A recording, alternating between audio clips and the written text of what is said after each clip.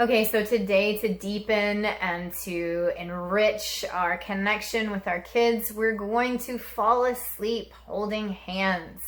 And so we're going to be having a slumber party because I've already forced that on you just by making you have to be like close enough to be able to touch hands when you fall asleep. So slumber party it is, and we're going to just enjoy that sweetness because there's a lot of sweetness there. There's connection in it.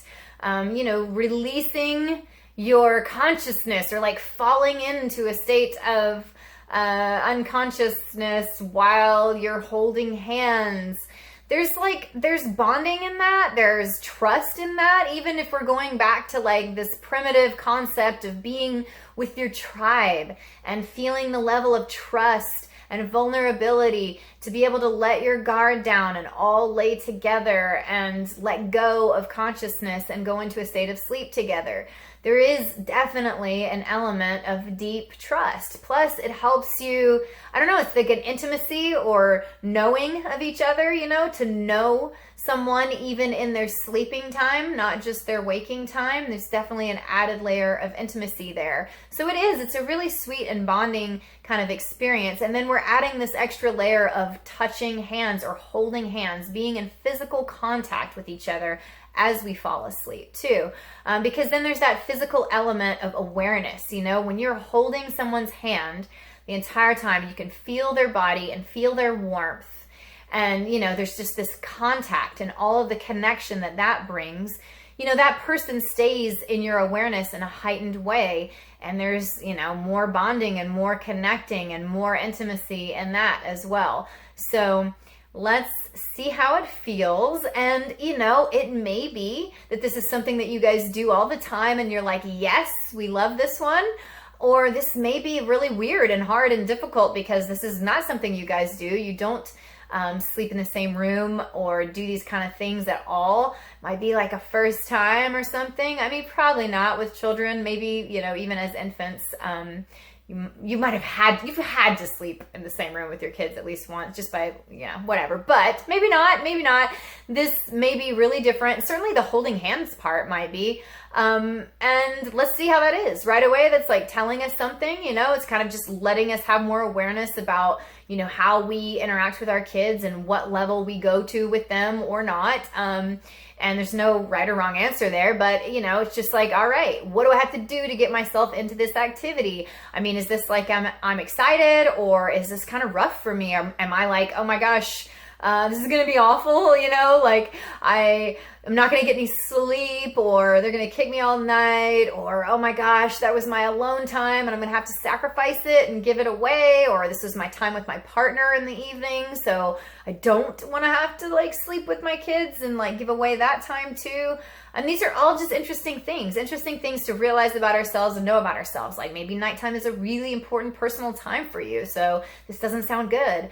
Or maybe it would tell you something in another direction, like you're kind of desperately clinging to that alone time. Like maybe you're letting them run over too much of your daytime hours and like kind of overtake that space, and you need to like reclaim some of that and have some you time during the day too, so that you wouldn't be so stressed about doing a nighttime activity, that you can enjoy other hours with them, alternate sort of experiences with them. You'd be more willing to do an activity like this if you had some you time during the day or whatever. And with the partner situation, like bring the partner in, make it a family event. Everybody's going to do this exercise. That's fine too. It can force new creativity. Like, how am I going to get into this? How am I going to enjoy it? Am I willing to lose a night of sleep and let that be okay? Because I'm going to soak in the juiciness of this bonding time or the juiciness of a new experience, or I'm just willing to have a new experience. I think your kids won't have any problem with it. It's probably just going to be the adults that have to like go through these things. Maybe the kids will be stunned by it or won't quite know what to do with it.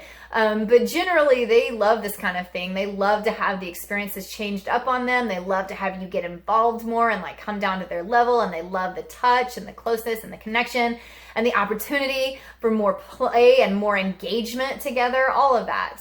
And then there's like this other thing too. It's like maybe like a societal like playback tape where, you know, people kind of get like clamped up about letting their kids sleep with them or sleeping because like, oh God, once I do it, it's like breaking the dam, and then they're always going to want to do it, and they'll ask me all the time. And, you know, which it's interesting to be aware of those too. I mean, are those things coming up for you, or you don't care? You like know and trust your relationship with your kids, and you know that you can say yes and you can say no, and the boundaries are okay? Or is there just like this societal sort of like, oh no, what if they just like constantly want to sleep with me? And is that a problem? I mean, you know, ask yourself all the questions. Is that a problem? So what if they did? Would that be the end of the world? Or yes, it would, because it would signify, you know, these particular things that I do not want in my kids' lives, or, you know, in my parenting and child life. Like I don't want it, you know, where they're controlling me, or just whatever. These are the things. These are the interesting things. I mean, I'm going off on tangents here, but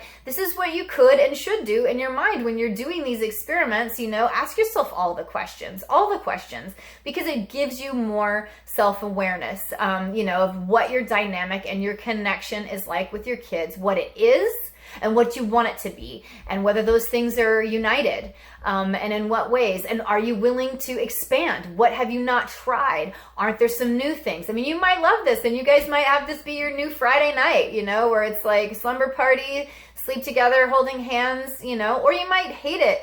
And you might be like, this is, you know, we did it one time. It was an experience. It was fun, whatever. But like, this isn't how we like to do things. I prefer a different set of boundaries and, you know, patterns with my kids, whatever.